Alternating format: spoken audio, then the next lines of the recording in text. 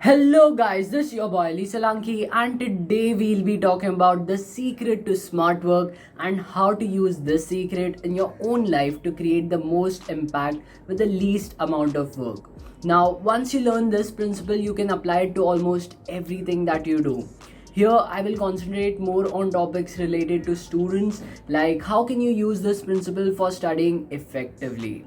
The secret lies behind the 80-20 rule. If you don't know about this and are as clueless as I was when I first heard its name, then stick with me till the end because everything is going to make sense now. Let me start with the story behind the origin of 80-20 rule.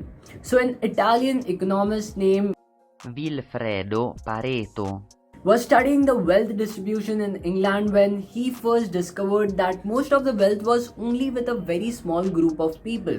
In fact, only 20% of the people owned 80% of the total wealth of the country. Now, he did not stop there. He went on to see if this principle holds true for other countries as well. To his surprise, it did, and in fact, it was not only true for his time but also at any given time in history.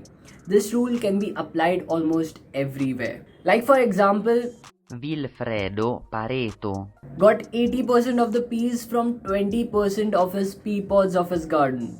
In simple terms, 20% of all your input or your actions will result in 80% of the results.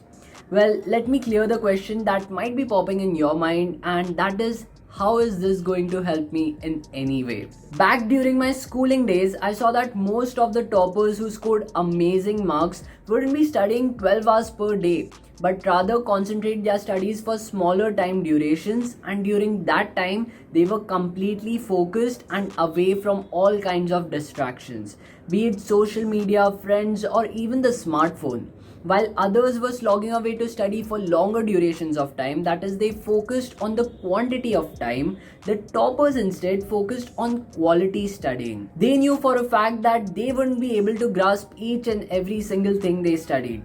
Rather, only 20% of what they study would constitute 80% of what they could recall afterwards. So instead, they used to put in more effort in the most important topics first and then would scheme through the other topics as well. This is what the principle says.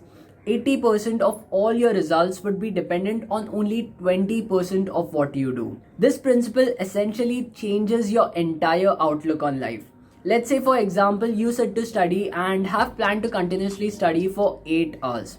But now that you already know about the 80-20 rule, you know that only 20% of those 8 hours would result in 80% of your studies. In this way, you can focus all your energy for that specific time only and take breaks in between. We usually think that the more hours that we sit and study, the more marks we'll get. But that's generally not true.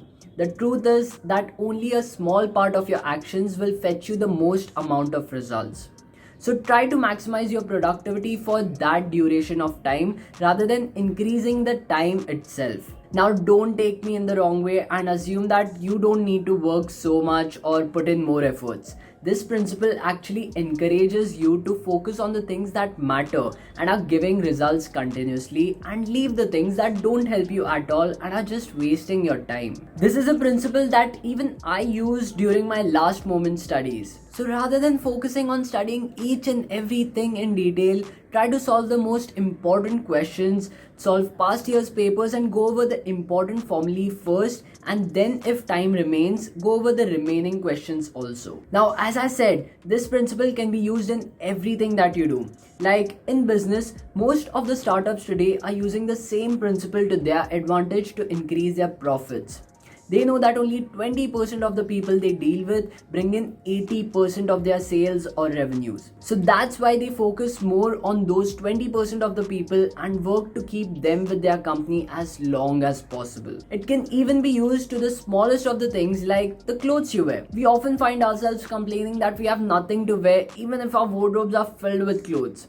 This is because you only wear around 20% of your clothes 80% of the time. Time to get those funky looking t-shirts out now. By the way, if you have any doubts or any queries, you can always comment them down below. I'd be happy to help you all out. Also, I'm currently running out of video ideas, so it would be of great help if you could suggest me what you'd like to see next. And as always, please like this video, share it with your friends, and subscribe to my channel, pressing the bell icon so that you don't miss any new updates.